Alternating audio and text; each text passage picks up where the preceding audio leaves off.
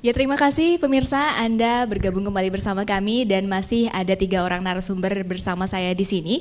Baik, tadi sudah kita sedikit mendengarkan beberapa penjelasan mengenai karir center yang ada di Universitas Widya Tama. Nah, saya ingin kembali lagi ke Pak Pipin. Tadi Bang Ray sudah menjelaskan bahwa ada beberapa kegiatan yang sangat positif sekali di tahun 90-an ketika beliau mengikuti karir center.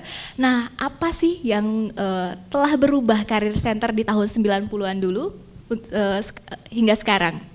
Oke, yang pasti kita selalu mengikuti perkembangan di dunia usaha dan dunia industri, perkembangan dengan mahasiswa juga, apalagi sekarang dengan kondisi adanya COVID-19.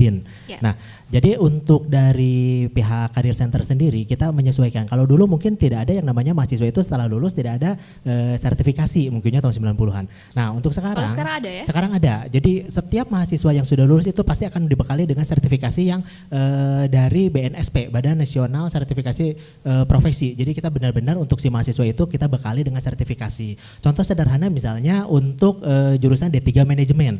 D3 Manajemen setelah lulus mereka biasanya ngapain sih? Apakah D3 itu cuman kurang 1 tahun dari S1 gitu kan? Ternyata kita enggak. Misalnya mereka setelah lulus mereka wajib mempunyai sertifikasi yang namanya MICE. Mereka pengen MICE itu apa? MICE meeting, insentif gitu kan mereka saya pengen bikin pameran nih Pak. Saya pengen bikin MICE, ya? IO gitu. Yeah. Nah, sama kita diajarin semuanya, mereka sampai bisa dan setelah itu mereka akan mendapatkan ujian yang langsung dites oleh asesor dari Universitas Widya Tama. Nah, mereka setelah lulus dari D3 sendiri, mereka mempunyai kelebihannya. Kelebihannya apa? Salah satunya sertifikasi ya. Mungkin kalau dulu sih nggak ada.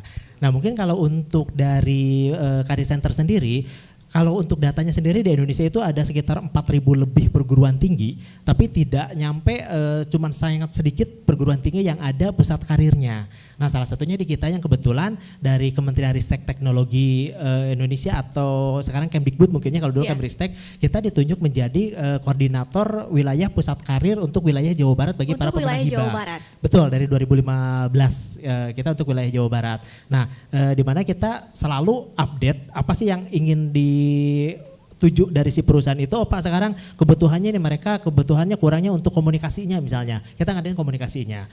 Sekarang misalnya kalau dari Bang Ray sendiri kan bergerak di bidang IT ini, mereka pengen e-bisnis sekarang seperti apa sih, apalagi COVID-19 sekarang udah online segala macam gitu kan ya, semuanya serba online. Nah, kita ajarin semuanya, mereka sudah disiapkan dari semester 1 itu sampai ke lulusnya.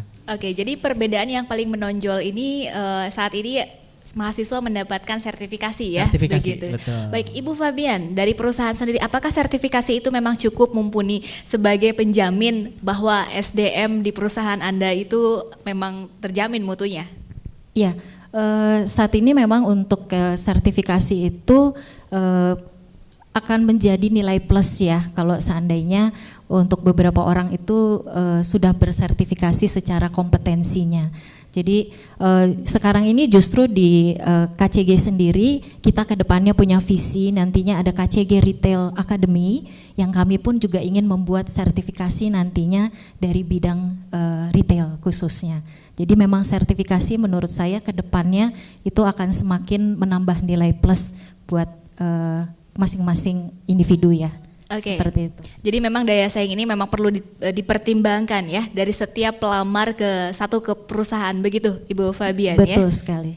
Oke, jadi artinya soft skill juga harus diperhatikan. Apa nih lulusan-lulusan dari perguruan tinggi yang memiliki soft skill yang berbeda dengan yang lain ya? Iya, betul sekali. Jadi itu pentingnya kenapa lulusan-lulusan universitas atau akademi yang lainnya itu penting mengetahui strength point-nya dia, baik dari segi hard skill-nya maupun soft skill-nya.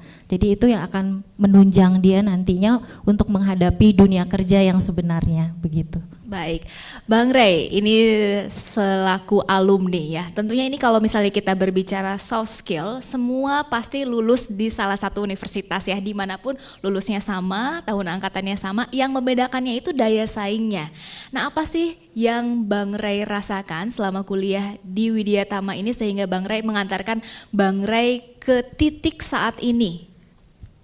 Iya, saya tadi mendengar penjelasan dari Pak Pipin ya, sedemikian kurang lebih tentang Career Center. Saya bayangkan, waduh andai dulu kita punya Career Center yang seperti ini ya, tentu kita bisa mungkin punya jauh banyak pilihan. Tapi kalau saya bandingkan dengan dulu, memang itu kembali lagi ke kita masing-masing aja. Ya, bagaimana latar belakang orang berbeda-beda, ada yang hidupnya nyaman, ada yang merantau harus berjuang ya. Nah itu dulu saya bersyukur sekali lagi karena saya aktif di resimen mahasiswa dulu, aktif di Senat juga saya bergabung. Hal-hal itu mungkin ya yang dulu itu yang lebih membuat kita punya soft skill lain di luar kurikulum ya, di luar kuliah yang kita nilai-nilai kuliah itu. Oke, jadi Widya Tama juga ini tidak hanya membentuk tenaga kerja yang terampil di dunia kerja, tapi juga melahirkan lulusan-lulusannya yang menjadi entrepreneur begitu. Apa sih yang dirasakan Bang Ray pada saat itu? Iya, kalau dulu itu kita banyak lebih mahasiswa itu lebih berpikir untuk menjadi karyawan dulu. Iya. Iya kan? Pasti kuliah ujung-ujungnya bekerja gitu. Betul, kita tanpa punya. ada mindset untuk berwirausaha. Semuanya saya awali dulu dari accounting ya, saya mencatat semua pengeluaran sampai bisa. Kemudian ya ada kesempatan untuk kita di pertanggungjawabkan yang lain, kita bisa lakukan sehingga bisa kita belajar dan punya perusahaan sendiri. Tapi yang saya ingin bandingkan dengan sekarang hampir semua mahasiswa nih, anak-anak sekarang inginnya nggak mau jadi karyawan gitu, maunya jadi pengusaha.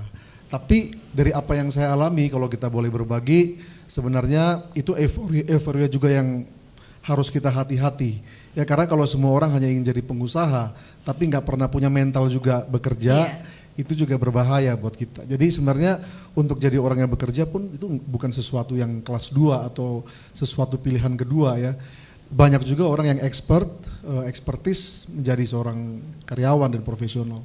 Oke, jadi dunia pekerjaan juga adalah ruang untuk kita belajar menjadi wirausaha. Iya, begitu ya sekali, Bang Ray ya. Iya. Oke, Pak Pipin, untuk Career Center ini bagaimana sih komunikasi yang dibangun terhadap alumni untuk saat ini?